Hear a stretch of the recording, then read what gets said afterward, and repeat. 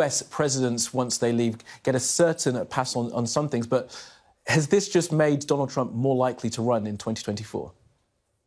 Maybe it has, because it's definitely rallying his base of, the politically illiterate. Look, Donald Trump is a fragile man, baby, who likes to play victim. And he's going for another historic accomplishment now. He's not only the first U.S. president to be impeached twice, the first to incite an insurrection to overturn the U.S. democracy, but he's now going to be the first former U.S. president whose home is subject to a search by the FBI for taking classified documents. And what took place at his Mar-a-Lago home is without a doubt the execution of a lawfully authorized search warrant by the FBI, which would not have been obtained without clear probable cause and in order to be able to seize this products back. What we know, the facts that we know are this, right? That a judge found probable cause to believe crimes had been committed and that evidence of these crimes can be found in his home. Two, a second fact is that the warrant would not have been achieved without the highest level of DOJ scrutinizing this and okaying this. And third fact we know is that Trump would now have a clear list of the specified crimes that they claim is committed and the items seized.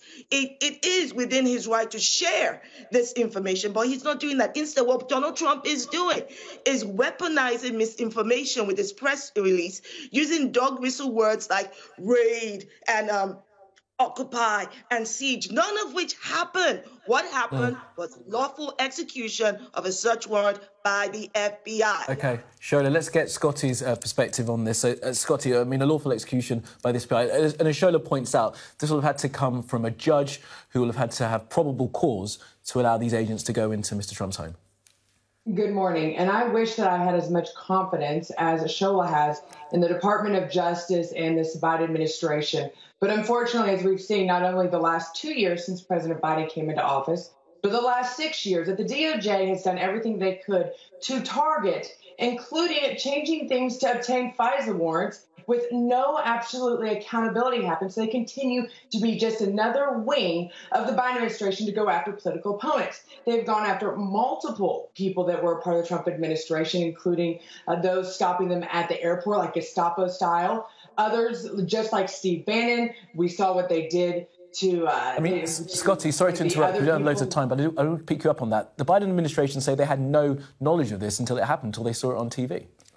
Okay, so if they want to say they have no knowledge of it, that's very naive of them. And I actually think then we have a problem with our intelligence pipeline. How does the president of the United States not know that something like the past president having the FBI go after, that's a complete breach of security if the White House was not made aware of this. But let me just point out something about this judge that Shola said that I find it very interesting. This is a judge who was also a lawyer who defended Jeffrey Epstein and his staff.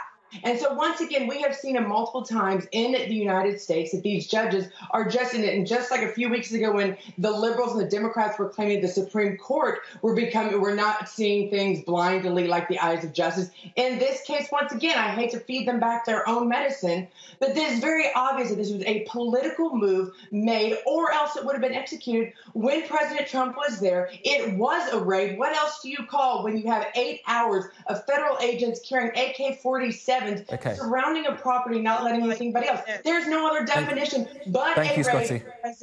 Scotty. Thank you, Scotty. Sorry, Scotty. Shall I come back in on that? Because, look, I think President Trump was there for other meetings with some agents earlier in the year, but he wasn't there for this one. So it's a raid. And doesn't this just speak to the fact that even when there is due cause and process in place, this still becomes immensely politicised?